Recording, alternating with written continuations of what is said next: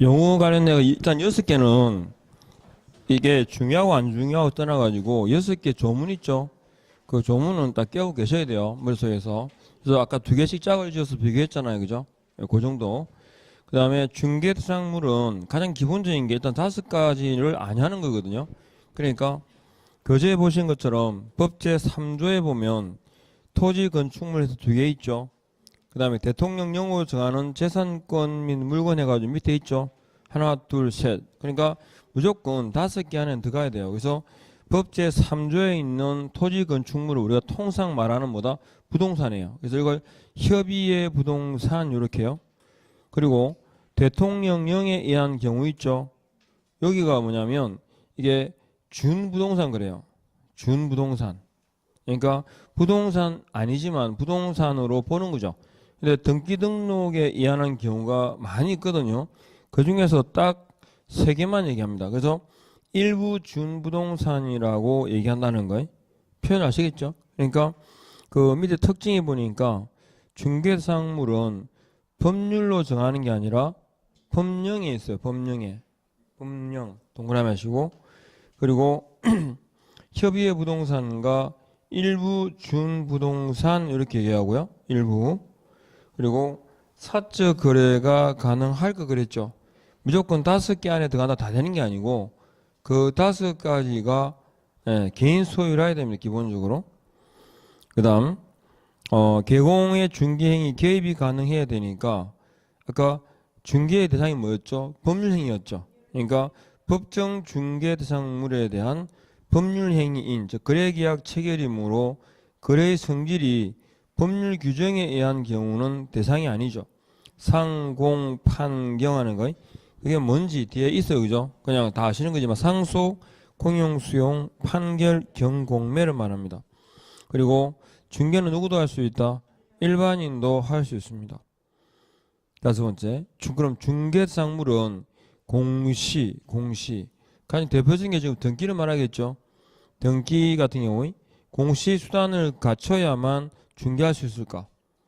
그건 아니죠. 그죠? 자, 일단 미등기 무허가 건물은 대상이 될까 안 될까? 됩니다. 미등기 무허가 건물.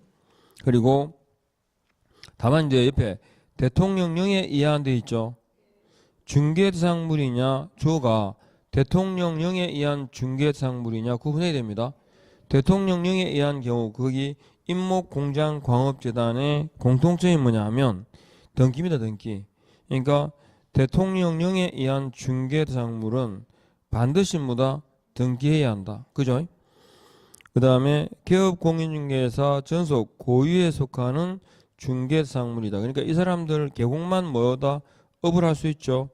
밑에 중개상물은 일단 국공유가 아니라 된다. 즉 사유에 해당해야 된다라는 얘기고 사적 거래 제한과 금지를 구분하는 제한은 해제를 해야 되고요.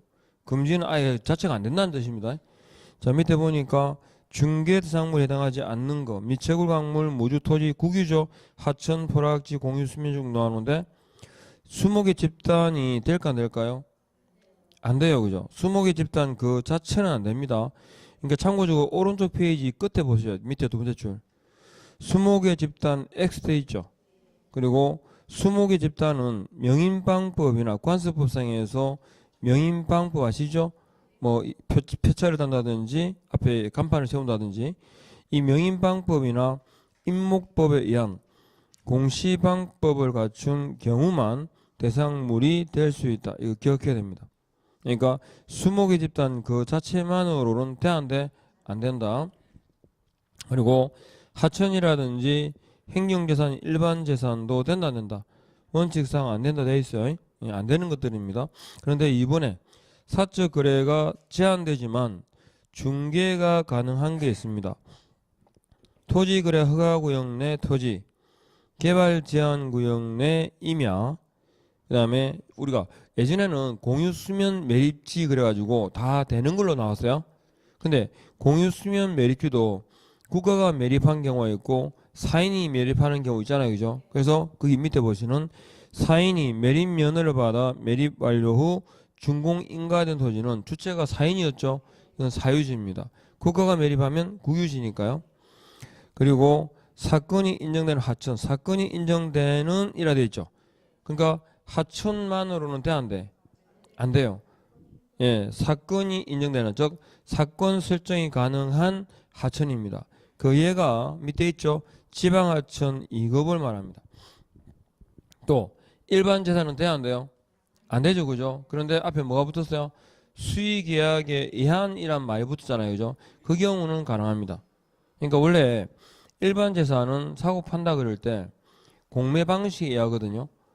공매. 온비드 혹시 들어가 보셨어요? 그 앱 사이트가 온비드라는 사이트가 있습니다. 거기 가시면 공인인증서를 해가지고 이제 입찰을 할 수 있어요. 그러면 거기 들어가 보면 공매 방식은 기본적으로 누가 제일 높은 금액 쓴 사람이 낙찰시켜요. 그런데 이 그 공유재산 같은 경우에 일반 재산 같은 게 올라와 있으면 이거는 처분이 막 급한 게 아니죠, 그죠? 근데 하여튼 몇 번 유찰돼요. 수혜 유찰되다 보면 일단 처분해야 될 거 아닙니까? 그래서 개공의 소개를 통해 가지고 수의 계약에 의해 가지고 처분하는 경우도 있어요. 그러니까 원칙은 공매 방식이기 때문에 최고가로 오죠. 입찰한 사람에게 낙찰되는 게 원칙이에요. 그런데 어떻게 한다고? 수혜 유찰되고 이렇게 안 팔리면 그때는 수의 계약에 의해서 처분할 수 있다 이 말입니다. 이해하겠죠? 그래서 그냥 하천이나 일반 재산은 안 되는데 사건이 인정되는 이라든지 수의 계약에 의한이라는 말이 붙으면 그때는 될 수도 있다. 아셨죠? 자, 그 다음에 토지 가겠습니다. 토지. 토지는 두 가지만 알면 돼요. 일필지 일부하고 지역권 중에 그 지역권에 관한 경우하고 두 개만 구분하면 돼요. 일단은 토지는 사고 파는 단위가, 거래 단위가 법적 등록의 필이죠, 필. 그래서 문제는 일필 토지 일부는 되냐, 그죠? 일필지 일부는 거래할 수 있다, 없다? 있다. 거래라는 말은 밑에 넓은 의미의 용익물권이라든가 임차권 있죠? 용익물권 설정이라든지 임차권 같은 경우를 말합니다. 이들은 일부라도 대상이 될 수 있다, 그죠? 그런데 밑에 지금 박스 안에 있는 지문은 두 개를 비교하는 겁니다. 1번, 2번이. 내용이 똑같아요. 전개가. 일필 토지 일부는 분필 절차를 거쳐야만까지는 똑같잖아요. 그런데 거래의 대상이 될 수 있다는 말하고 매매라든지 저당권 설정의 대상이 될 수 있다라는 표현은 오더 엑스트라 달라지죠, 내용이. 그러니까 분필 절차를 거치지 않아도 용익물권이나 임차권의 경우는 대상이 될 수 있다, 없다? 있다, 그죠? 그런데 매매라든지 저당권 설정에 있어서는 어떻게 해요? 분필 절차를 거쳐야만 가능하다 하셨죠? 거쳐야만. 이해합니까? 그거 두 가지. 그리고 우리가 지역권을 설정할 때 임야 땅, 토지를 매매하게 될 때 토지 매수의 기본적인 요건이 뭡니까? 이게 도로와의 전면생이죠. 그래서 3m 이상 도로에 접해야 일단 건축이 되는데 이 A, 이용되는 땅이 승역지고 용역 제공, 즉 서비스 제공을 필요로 하는 땅이 요역지입니다. 그러면 이용되는 건 이만큼 이용해야 되고 전부를 다 이용해야 되죠, 그죠? 요역지는 여기 있으나 이 땅 전부가 뭐다? 맹하잖아, 그죠? 그러니까 도로로 나가기 위해서 서비스 제공을 필요로 하는 땅은 전부. 그러니까 시험에 나왔던 예를 들면 지역권 중 요역지는 일필지 전부 또는 그 일부를 대상으로 한다. X. X죠. 그래서 지역권에 뭐 기본 개념을 아냐 이렇게 묻기도 해요. 그래서 토지는 일단 두 가지. 일필지 일부일 때하고 지역권에 관한 예외까지. 그 다음에 건물로 가겠습니다. 원래 토지의 정착물은 땅을 사고 팔면 다 같이 이전되는 게 맞죠, 그죠? 그런데 건물은 밑에 보신 것처럼 등기법, 공인중개사법에서 별개의 독립한 부동산으로 인정하고 있다. 건물의 범위라고 할 때 건물은 현존하는 건물만이 아니라 뭐까지? 장래의, 미래의 건물도 포함이 됩니다. 미래의 건물 이퀄 장래의 건물이 분양권이죠. 그런데 분양권 나오면 항상 비교되는 게 입주권이거든요. 그래서 입주권이라 해가지고 이제 청약 순위가 이제 있으니까 거기에 추첨하는 날 이제 추첨을 하게 되면 뭐 한다고 신청하면 당첨이 되면 분양 예정자로 선정될 즉 분양 계약을 체결할 수 있는 자의 지위가 되죠. 그걸 우리가 입주권 그럽니다. 근데 다만 부동산 거래 신고 대상인 도시 및 주거 환경 정비법상의 입주권이죠. 요 입주권의 경우에는 일단 주택법상의 분양권과 동일시해야 됩니다. 아셨죠? 그냥 분양권하고 같다 이렇게 이해하셔야 되고요. 그 다음에 이제 주의할 이거요. 구체화된 아파트 입주권요. 구체화된 아파트. 원래 아파트 입주권은 대상이 될까 안 될까? 안 되잖아요. 그죠? 그냥 선발 예정인가 그 분양 예정자로 선정될 수 있는 지위니까 이건 권리일 뿐이지 아셨죠? 부동산으로 보진 않죠. 그런데 앞에 구체화된 이라는 말이 붙으면 이게 무슨 뜻인지를 이제 이해하는 거예요. 그래서 구체화된 아파트 입주권은 원래 분양계약은 뭐라 돼 있죠? 분양계약이 체결되거나 동호수가 특정된 대로 돼 있죠. 근데 이 구체화된 아파트 입주권이 뭐라 되냐면 동호수가 특정되지 않고 분양계약도 체결되지 않았으나 이해하겠죠? 거기 건물이 완공되고 현실적 제공이 가능한 상태에 이르렀다면 이 입주권의 매매는 권리가 아니고 뭐라고? 부동산, 건물에 대한 중개로 본다라는 게 판례입니다. 이해하겠죠? 그래서 구체화된 아파트 입주권 이렇게 나오면 이건 뭐라고? 됩니다. 그렇죠? 건물의 중개로 본다라는 게 판례라는 거예요. 이해하겠죠? 그죠? 그러니까 원래는 입주권 안 되잖아요. 그죠? 근데 구체화된 아파트 입주권 이렇게 나오기도 하고 또 건물이 완공되고 현실적 제공이 가능한 상태에 이런 경우에 아파트 입주권은 이렇게 나와요. 아셨죠? 건물의 중개에 해당한다라는 게 판례입니다. 그 다음에 판례상의 건물이라 할 때는 세 개가 있는데 건축 중인 건물이 있죠. 그 위에다가 민법상 부동산인 건축물 한정이라고 적어봐요.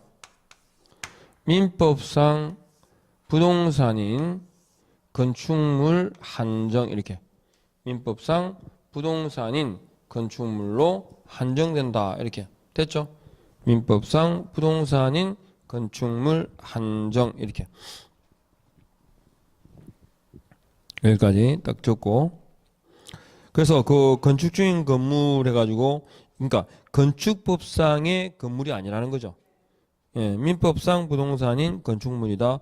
몇 가지 요소? 지붕, 기둥, 주벽 세 가지. 그 다음에 분양권 그리고 컨테이너하우스인데 토지에 정착하여 건축물과 같은 형태를 가지고 그 용도로 사용하고 있다면 뭐라고? 건축물이다.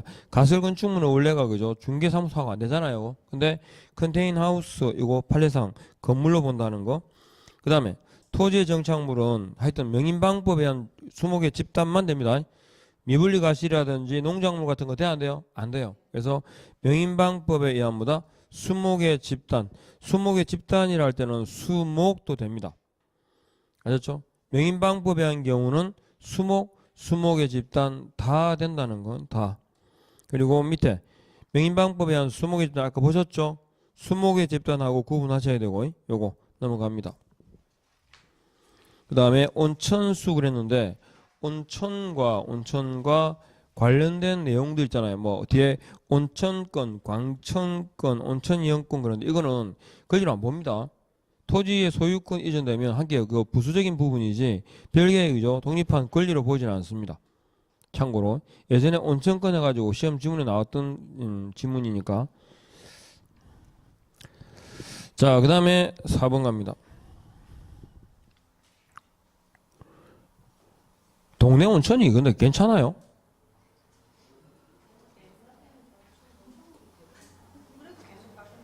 그 온천이 뭐 한정 나오는 거가? 그건 아닐 거 아니에요, 그죠? 지금은 거의 뭐 그래요. 거기도 가고 저기 있잖아, 저 센텀에 거기도 물이 괜찮은가? 그게 그요. 내가 저 센텀 그 백화점 맞죠? 그 하다가 하는 중에 펑 터진 거죠. 예, 그래서 뭐 한번 혼자 가봤는데 무슨 비싸기만 비싸요. 아 따로 있어요? 비싸기만 비싸고 시간도 제한이 있어요. 무한정은 어디 있어? 4시간 있으니까 나가라 되고 돈 다시 또 내든지. 예전에 제가 한번 가본 적이 있습니다. 예? 북면 온천도 뭐 저는 개인적으로 좋다던데 뭐 짜다시리 뭐 제가 가본 중에는 백암 온천이 괜찮았고요. 괜찮고 아직도 그게 촌이에요. 제가 백암원천은 예전에 가본 적이 있는데, 근데 제가 가본 중에 제일 괜찮은 때는 전북 부안 쪽이었습니다. 전북 부안인가 거기를 갔는데, 거기는 자고 일어나가지고 제 피부를 보고 깜짝 놀랐습니다. 아, 진짜 물이 너무 좋던데요? 그냥 그 민박 비슷한 그 온천 지역에, 온천, 저는 들어간 게 아니고 온천 지역이에요, 거기가. 그래서 원룸인가 뭐 이래가지고 그때 단체로 가가지고 그때 샤워를 했는데, 와, 일어나니까 있잖아요. 원래 타고난 피부가 좋았어. 참네. 반응이 억수로 그 너무 과한데. 자, 어쨌든 하여튼 뭐 가끔씩 한 번씩은 좀 피곤하실 때는 신경 듣게 하십니다. 잘 쉬어야 열심히 공부하지. 자, 대통령령이 정하는 재산권 밀물건이 있죠. 몇 개 있어요 아까? 3개. 임목, 공장, 광업재단. 그 3가지 공통점이, 첫 번째 뭐한다? 보존등기입니다. 공시방구 갖춰야 되죠. 그럼 보존등기 왜 하냐? 얼구에 저당권을 설정해서. 그럼 저당권 설정을 왜 할까요? 4번에 자금 조달을 위해서. 딱 이어져요. 보존등기 해야 되고, 보존등기 한 이유는 저당권 설정을 통해서 4번에 자금을 조달할 목적이다. 아셨죠? 그리고 범위는 전부 또는 일부도 대상이 됩니다. 1번 임목에 관한, 자, 임목. 1번 일필지 전부 또는 일부에 컷 하시고, 그러니까 수량의 제한이 없어요. 시험 지문에 나온 적이 있죠. 어떻게? 일필지 전부에 성립하고, 이렇게 전부 또는 일부입니다. 아셨죠? 그리고 성립하고 있는이라 그러니까 뿌리를 받고 서 있죠. 그런데 베어졌을 때 저당권의 효력은 벌채된 임목에도 미친다 안 미친다? 미친다. 벌채된 임목에도 미친다. 그리고 수목의 집단이라 할 때 개개의 수목이 아닙니다. 아셨죠? 수목의 집단을 대상으로 합니다. 그 다음에 임목 등록 원부 있죠? 임목 등록 원부에 뭐 된 거? 등록된 거. 아셨죠? 임목 등록 원부에 등록된 것에 한해서만 한다. 소유권 보존 등기랍니다. 소유권 보존 등기 되었다라는 말은 별개다. 그죠? 토지와는 별개의 독립한 부동산이라는 뜻입니다. 그리고 수종 수량의 제한이 없고, 이번에 임목은 독립한 별개의 부동산으로 토지 소유권 지상권 처분의 효력은 임목에 미치지 않는다. 그죠? 그리고 저당권자는 변제기가 도래하기 전이다. 원래 그러니까 이렇죠. 임목이 이렇게 있는데, 임목이 요게 분리되면 돼 안 돼요? 안 되죠. 그죠? 근데 분리된 경우에도 저당권의 효력은 미치다 안 미친다? 저당권의 효력은 미칩니다. 그런데 변제기가 도래하기 전이면 해소할 수 없잖아요. 그래서 경매 처분할 수 있다. 다만 뭐다? 공탁하고, 공탁하고 경매 처분할 수 있다. 그리고 이게 만일에 동일 소유였다가 저당권 실행으로 경매가 이루어지고, 그죠? 경매가 이루어지고 B라는 사람이 경락을 받게 되면 이 토지 소유자 A는 임목 소유자 B에 대해서 뭐한 것으로, 지상권을 설정한 것으로 본다. 그래서 법정 지상권 성립의 한 경우입니다. 그 다음에 세 번째, 임목 여부를 확인하는 건 임목 등록 원부, 임목 등기부, 그리고 임야를 사고 파는 사람이, 자, 임야를 매수하고자 하는 자가 뭘 떼볼까요? 임야를, 토지죠? 토지 등기부를 열람할 겁니다. 근데 토지 등기부만으로도 임목 유무를 확인할 수 있어야겠죠. 왜냐하면 임목이 존재하면 토지 소유권 행사를 못하게 되니까. 그래서 토지 등기부만으로도 임목 유무를 확인할 수 있다. 여기서 어죠, 그죠? 토지 등기부 어디에? 표제부입니다. 그러니까 임목이 토지의 소유권이나 소유권 외 권리는 아니죠, 그죠? 그러니까 사실관계를 담고 있는 표제부상의 토지 등기부 표제부상의 임목 등기 번호가 표시됩니다. 그리고 임목의 저당권을 설정하고자 하는 자는 그 임목을 보험에 부채한다. 보험에 가입하라 이 말이죠. 이렇게 그래서 보험에 가입하는 이유는요, 도벌이라든지 그 화재로 인한 소시 같은 거 있잖아요, 그죠? 그런 경우들이 있으니까. 그래서 등기부 보험에 가입하는 이유입니다. 그리고 그 이번에 그죠, 고성 삼척 맞죠? 그죠, 불난 거에 엄청나거든요. 그거 겁나거든요. 나무가, 그러니까 자연재해는 정말로 겁난 인간이 어쩔 수 있는 게 아닌 것 같아요. 그리고 강이 넓은 강이잖아요. 넓은 강에서도 불이 넘어간대요. 바람이 타가지고 불씨가. 예. 그러니까 바람 부는 날은 저 잡기도 힘들어요. 그러니까 자연 그러니까 이전에 그 뭐죠? 산에 가면 겨우게 그 이 텐트 치지 말아 하잖아요. 예전에 제가 그 저희 동기 그 이제 아버님 그것도 마찬가지로 다 돌아가셨는데 그 옛날 창원에 그 공장이 있거든요. 예전에 뭐 지금은 업체가 있는지 모르겠다. 없을 거야 아마. 통일 뭔가 있었거든요. 통일 그 있잖아요. 예, 통일공업인가 있었어요. 여기 통일재단에. 근데 거기에 그때 회사에서 단체로 그냥 놀러 간 거예요. 이게 그래가지고 제 기억에 30명이 죽었었고요. 그 살아나신 분 얘기 들어보니까요. 계곡에서 이게 비가 오잖아요. 그래서 자, 빨리 철수하세요. 이게 뭐 할 거 아닙니까? 비가 오니까 빨리 좀 피하세요. 이러는데 그 잠시 사이에 그 물이 내려오는 게 있잖아요. 그분 말로 들면 물이 걸어서 온대요. 밑에서 바라보면 물이 있잖아요. 이 서서 온대, 서서. 그냥 물이 점점 이렇게 차는 게 아니고 확 오는데 이렇게 해일처럼. 그러니까 물이 걸어온대요. 완전히. 피하고 자식을 틈이 없대요. 그 순간에. 팍 덮어버리니까. 그래서 그때 엄청나게 많이 죽었어요, 사람이. 예. 단체로 회사에서 그, 뭐죠, 그 여행이 아니고 뭐라 하는 거. 캠프 가가지고. 정말로. 그러니까 하여튼 뭐 마찬가지로 창원에 성산표청이라고 하세요. 가야 역사를 안 보시죠. 역사에 보면 철기 문화의 유적지예요, 여기가. 가야 철기 문화의 유적지인데 이게 철기 문화가 그 신라보다 더 앞서 발전했죠. 그게 가야가. 그게 성산표청이라는 게 그 유적지거든요. 제가 이제 성산표청을 다 태워볼 뻔했잖아. 군에 있다가 나와가지고 이 친구들끼리 3명이서 가가지고 그 담배를 태울 때 아닙니까 그때. 그래갖고 탁 앉아서 담배를 피우는데 갑자기 짠디 색깔이 바뀌는 거예요. 이 3명 중에 한 명이 이렇게 담배 피다가 이렇게 탁 틀었는데 이 잔디에 담배불이 붙은 거야. 그러니까 사람이 이렇게 3명이 앉아 있는데 주변이 이제 색깔이 갑자기 잔디가 검해져. 점점. 잔디 색깔이 왜 이러지? 그러니까 불이 붙은 거야. 뉴스 나올 뻔했죠. 아니 그래가지고. 담배를 피웠기 때문에 할 수 없어요. 근데 진짜로 이게 불이 얼마큼, 이게 밟잖아요. 불은 밟으면 더 날아가요. 이렇게 밟으면 옆으로 번지고, 이렇게. 근데 그때 무슨 마음 먹었는지 그때 큰 콜라병을 들고 있었어요. 콜라를 마실 거라고 이끌고 사고 있어. 다행히 머리는, 이게 뼈를 끄덕이면 아니고, 이게 가루 있잖아요. 이게. 테두리를. 그러니까 불이 안 밟으면 돼요. 지가 안 번지고, 꺼졌어요.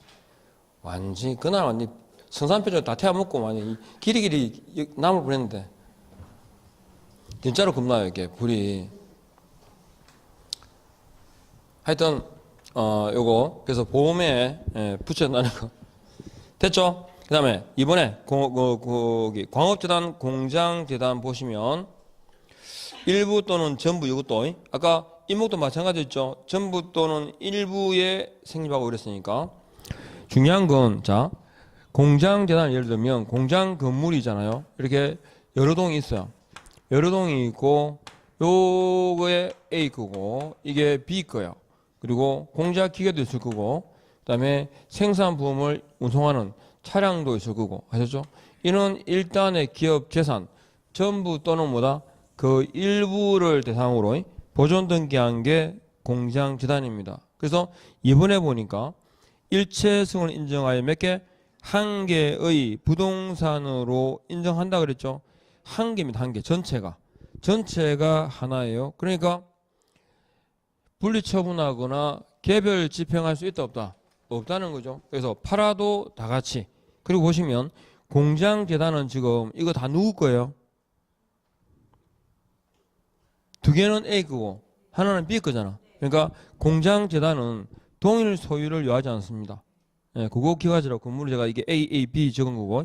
그리고 분리처분하지 못한다 그랬을 때 시험 나오는 지금 이거야.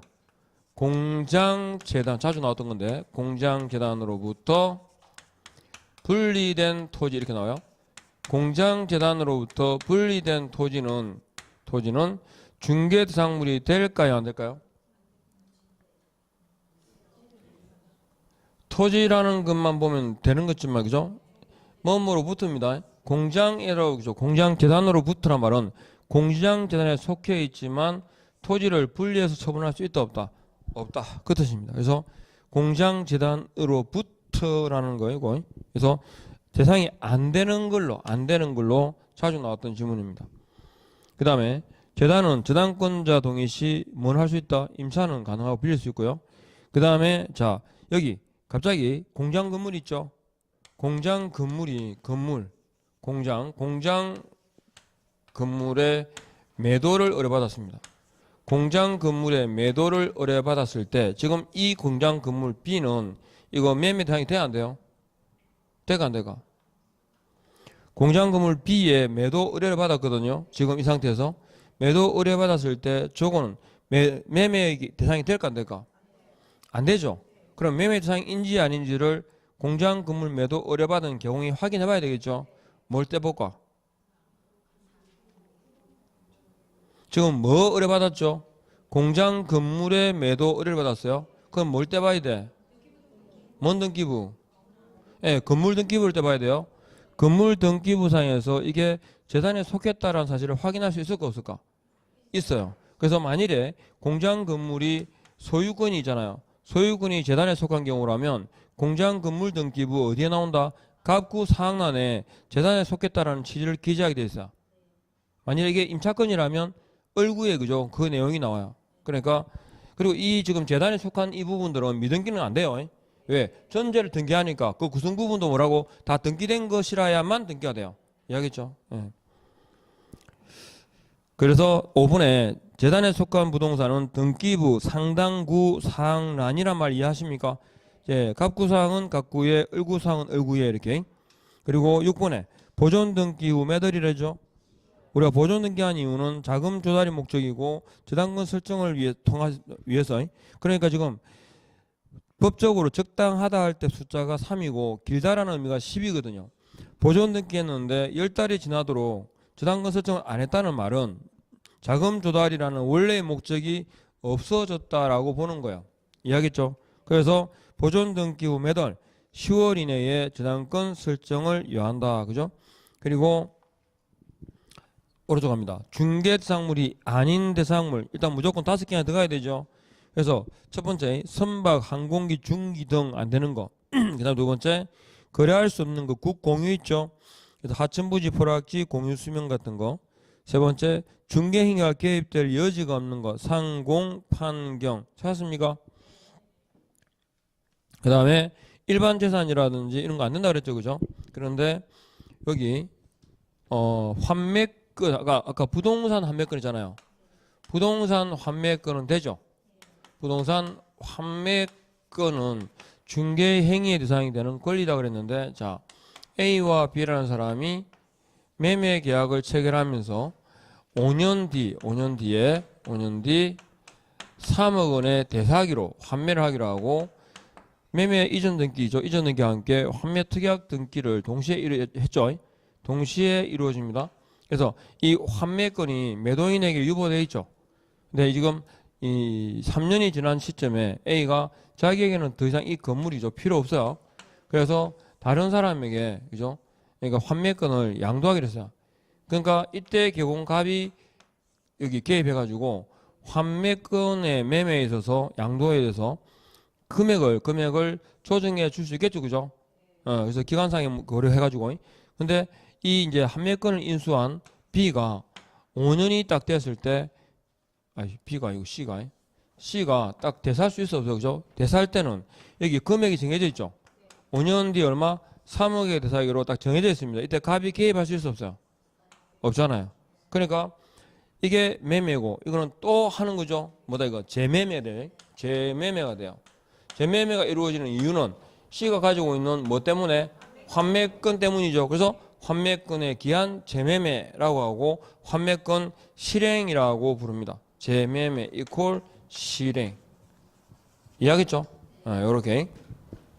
그래서 환매권의 기한 재매매, 환매권 실행이 같은 말이니까요. 그 다음 주의할 대상은 자 A 상소 혹은 경매 대상인 토지 있죠. 이거는 압류된 토지하고 같은 의미로 이해하면 돼요. 그러니까 상속 지금 경매 대상인 토지도 사고 팔 수 없어요? 있죠, 그죠? 예. 그다음에 가등기 된 부동산 되죠? 권리 행사에 그죠? 저 권리 안정성에 문제가 될 뿐이지 사고 팔지 못할 이유도 없고 C도 일반 재산은 안 되지만 그죠? 수의 계약에 의한 됩니다. 그다음에 2번 가십시오. 개공은 법정 중개 대상물에 대하여 매매를 업으로 할 수 없으나 끊어보세요. 매매를 업으로 할 수 없으나 끊었죠. 그럼 이걸 이제 만일에 하게 되면 어떻게 될까? 금지 가운데 매입니다. 매 동그라미 하시고 매무복 그 아십니까? 예, 그거 금지. 그런데 뒤에 주어는 일반인이죠. 앞에는 개공이고 일반인은 매매를 업으로 할 수 있을 뿐 아니라 뭐도 할 수 있다. 중개도 할 수 있다. 그죠? 세 번째, 이 법은 개업 공인중개사에게만 중개 대상물에 대한 배타적 중개 권한을 인정하고 있다. 이제 중개를 오로지 개공만 할 수 있다 이 말입니다. O도 X다. X죠? 예, 개공 일반인도 할 수 있습니다. 자, 그 다음에 밑에 문제 보시면 기억은 장차 건축될 아파트 있죠? 뭐도? 분양권입니다. 되죠? 년 명인방법을 갖춘 20개 집단 되죠? 디귿 세차장 구조물 안됩니다. 지붕 기둥 주벽인데 거기 보니까 또 부연해놨어요. 그죠? 주벽이라 할 만한 것이 없는 그랬죠? 그 다음에 토지 거래 허가구역 내 토지 됩니다. 까지 이렇게. 그 다음에 공인중개사 부분은 이제 몇 개 주의할 표현들만 좀 잘 구분하시면 되겠어요. 일단은 여기 보시면서 시험을 칩니다. 그죠? 시험을 치는데 일단은 딱 기본 틀이 공인중개사에 관한 그죠? 공인중개사에 관한 경우 요거 누구의 소관 업무다?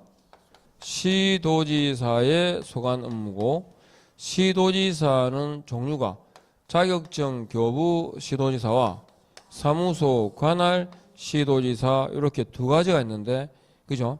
요게 불일치하는 거 있잖아요. 그죠? 이때의 문제입니다. 그러면 공인중개사에 대한 행정처분이 뭘까요? 자격 취소를 말합니다. 그러면 소속 공인중개사에 대한 행정처분청 관리 소관청이 누구다?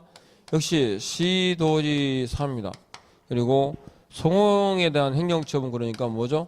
자격 정지까지 딱 이렇게 기억해야 됩니다. 그리고 그러니까 공인중개사가 되려면 누가 시행하는 시험에 합격할까요?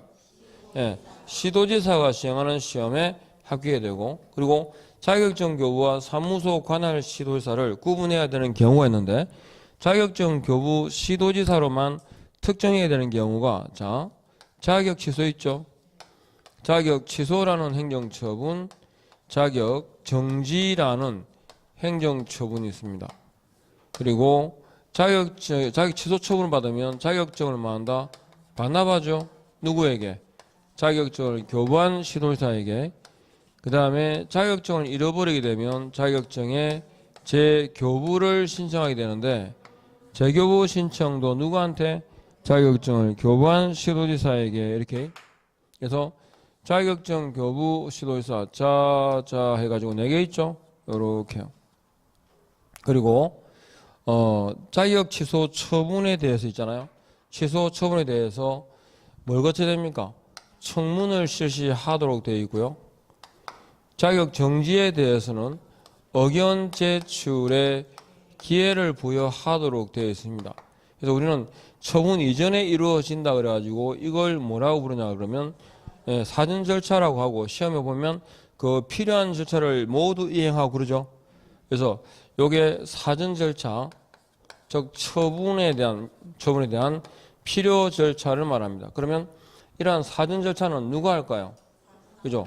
여기 사자에 사무소 관할 시도지사가 사전 절차를 이행하고 결과를 누구한테? 자격증 교부 시도지사에게 통보해 주면 이제 다음 자격 취소나 자격 정지라는 처분이 이루어집니다. 아셨죠? 관계가. 그래서 일단은 자격증 교부 시도지사로 특정해야 되는 경우는 몇 개 있다? 4개가 있고 하셨죠? 그리고 사무소 관할 시도지사 해가지고 몇 개? 예. 사전 절차 아셨죠? 두 개 이렇게 딱 구분해서 주어를 잘 봐야 됩니다. 그리고 기본적으로 시도지사가 주어가 되면 뒤에 핵심되는 단어가 따라오죠. 뭐 자격증이라는 단어가 따라옵니다. 그러니까 시험 지금 주어를 찾는 게 중요한데 일단은 시도지사라는 게 주어가 될 때 그때는 본문에 뭐가 자격증이라는 단어가 오고요. 정책심의위원회 있죠. 정책심의위원회에 관한 뭐 위촉, 임명, 해촉 같은 이 내용은 누구? 국토교통부 장관이 주어입니다. 그리고 이 둘을 우리는 묶어서 뭐란다?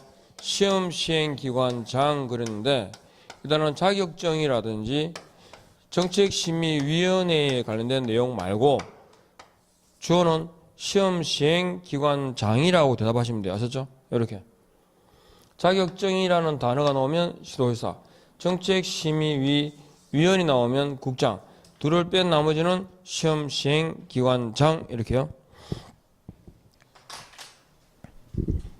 자, 그래서 사조에 보니까 1번 시도지사가 되어 있고 공인중개사가 되려면 누가 시행하는 시험? 시도지사가 시행하는 시험에 합격하라. 예외적으로 국장이 시험 실시권자 되는데 선택할 수 있는 방법이 몇 개더라? 직접 시험 문제를 출제하거나 직접 시험을 시행하라.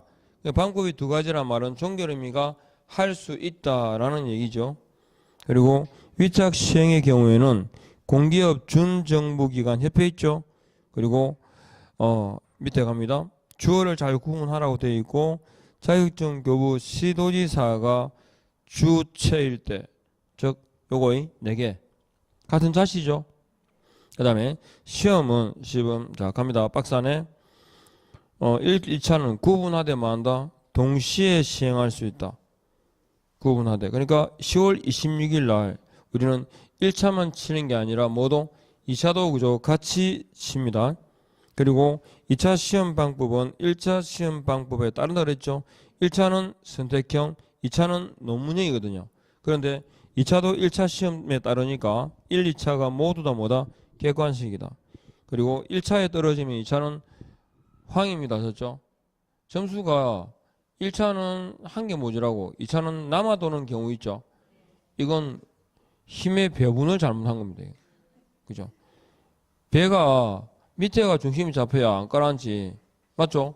안 그러면 뒤집어지잖아요. 그러니까 6과목이 있으면 저는 항상 기본이 민법이라고 보거든요. 그러니까 1차 과목 중에서 저는 개인적으로 민법이 더 중요하다고 생각해요. 더 중요한 게 아니라 합격 요령이라 보는 거죠. 물론 경제학이라든지 아니면 그 상경계 쪽 있잖아요. 그죠? 그리고 또 상경계 나온다고 이렇게 회계 잘하고 그것도 아니더만. 그죠? 몰라. 똑같아요. 옛날에 그죠? 대차 대조표가 재무회계가 무슨 원가회계가 이런 거 기억만 대충 날 뿐이지 머릿속에 하나도 안 남아있는데 무슨 그죠? 다만 용어가 낯설지는 않아. 어디선가 들은 것 같고 그죠? 그리고 또 근데 문제는 거기에 있잖아요. 상경계 출신이라도 계산하는 거 도구로 싫어요. 나이가 들었다의 기본 딱 특징 중에 하나가 첫 번째 혼잣말을 잘한다. 그죠? 아줌마와 아가씨의 차이거든요. 아가씨가 혼자서 중얼중얼거리는 거 별로 본 적이 없어요.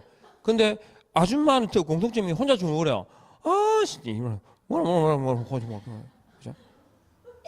요즘은 그나마 좀 보기가 별로 차이가 안 나. 왜냐면 젊은 애들도 귀에 이어폰 하고 혼자 중얼거려. 나 좀 이상한데 나한테 뭐 처음에 지금 이제 보편화됐잖아, 그죠? 근데 예전에 제가 그거 보고 얼마나 처음에 황당했는지. 갑자기 학교 말하는 뭐 혼자 중얼거리고 옛날 혼자 가면 이런 거잖아. 우리 보통 이랬잖아, 그죠? 혼자말 많이 하면. 근데 그렇대요. 예. 아저씨들도 마찬가지입니다. 혼자 중얼거린다. 에이씨 말하는 사람. 그죠? 듣는 사람도 없는데 혼자서 막 혼자서 일려고 막 그래. 나 딴소리 남 얘기 아니죠. 이 사람도 뭐가 하지. 하여튼 조절 잘하셔야 됩니다. 너무 보면 이상해집니다. 그러니까 10월 26일 날 우리 시험 칠 때 그죠? 일단 그러니까 뒤집어지면 안 돼요. 그러니까 1차가 되면 2차는 내년에는 뭐 해야 돼? 하나만 하면 되잖아요. 근데 2차 남아 도는 뭐 합니까? 항인데. 그죠? 휙 뒤집어져가지고 다 깔아져 보는데. 그러니까 일단 저는 개인적으로는 일단 민법은 그렇지 않아요. 저는 영어하고 비슷하다고 생각하는데 옛날에 공부를 할 때 영어의 장점이 뭐냐 그러면 물론 이제 시간 전에 잊어먹던데 한 번 수준이 다 올라가면 갑자기 푹 떨어지진 않아요. 민법도 그럴걸요. 어느 수준이 이해를 토대로 해서 어느 수준 딱 점수가 나오면 그 다음에는 큰 변수가 없을 건데요. 안 그런가? 공부를 하다 보면 문제가 어려워도 최소한 맞추는 점수가 갑자기 있잖아요. 80점 받다가 40점으로 툭 떨어지진 않아요. 예, 그게 장점이고. 근데 개론 같은 경우는 지금은 많이 보편화됐어요. 옛날에는 범위를 지금 정해졌잖아요. 뭐 어디에 파트에서 대략 퍼센트 나오잖아요. 그죠? 옛날에는 그게 없었어요. 도대체 어디에서 나올지는 몰랐어. 대충 옛날에 이렇게 나왔으니까 나올 거야라고 생각하는데 범위가 굉장히 애매했어요. 개론이. 그러니까 한번 좀 틀어버리면 갑자기 성적 있잖아요. 막 훅 떨어지고. 그래서 믿을 건 민법밖에 없었거든요. 지금은 좀 덜하지만 어쨌든 문제가 그리고 이 개론 문제를 보면 이론 문제가 계산 문제 11개 나왔죠. 그 여기에 대응해서 똑같이 이론 문제가 11개 나옵니다. 안 그런가요? 그러니까 이론이 이해가 됐는데 계산이 안 된다. 그게 좀 이상한 거야.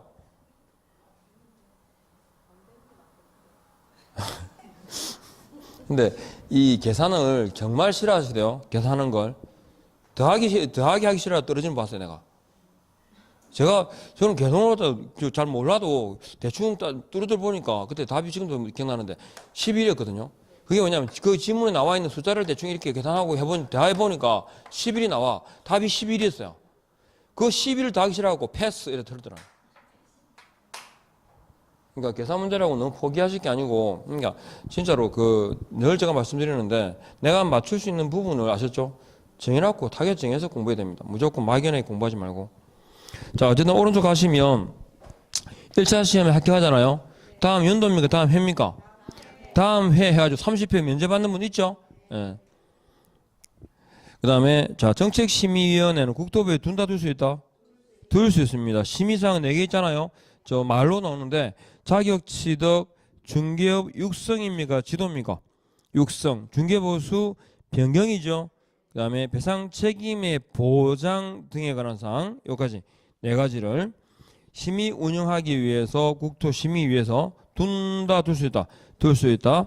그리고 그 중에서 자격은 시도지사 소관 업무이기 때문에 시도지사가 이에 따라야 한다라고 되어 있습니다. 그리고 정책심의위원회는 1번에 구성 나오죠. 요 대통령령으로 정하는 경우인데 정책심의위원회에서 대통령령으로 정하는 그 항목 있잖아요. 여기서 위원장하고 뭐하고 위원을 언급해요. 위원장, 위원이 나오는데 부위원장이 있어 없어요? 없습니다. 부위원장이 없습니다. 그러니까 위원장이 없으면 직무를 누가 대행할까요? 위원장이 미리 지명한 위원입니다. 부위원장이 없기 때문에. 그리고 위원장은 누구죠? 국토부 1차관이고 위원은 국장이 임명하거나 위촉하는 자다. 세 번째, 위원 임기는 몇 년? 2년으로 하고요. 자, 그 다음에 위원의 재측 기피 회피 이거 딱 쓰임새를 잘 봐야 됩니다. 위원이 안건의 당사자입니다. 위원이 안건의 당사자면 누가 보더라도 공정한 심의는 어렵겠죠. 그래서 배제시킨다 그 사람을. 그죠? 그래서 재측입니다. 또 안건의 당사자가 공정한 심의를 기대할 수 없을 때 저 위원은 빼주세요가 뭡니까? 기피 신청입니다. 그리고 재측 사유에 해당된다라는 사실을 위원이 알았을 때 위원 본인이 스스로 뭐 해야 되죠? 회피해야 됩니다. 위원 본인 스스로만 다 회피할 것. 회피 안 하면 다음 페이지야. 해촉하게 됐습니다. 그렇죠? 해촉할 수 있다. 누가요? 국장이. 정책심의위원회 위원에 관한 내용은 누가? 국장의 소관 업무입니다. 그 다음에 위원장이 직무 나오고 이번에 보니까 위원장이 부득이한 사유로 직무를 수행할 수 없을 때 누가 대행한다? 위원이죠. 이거 위원장이 미리 지명한 위원입니다. 그 다음에 정책심의위원회에 거기 개의정족수하고 의결정족수. 개의정족수는요 재적위원 가반 출석, 의결정족수는 출석위원 가반 찬성입니다.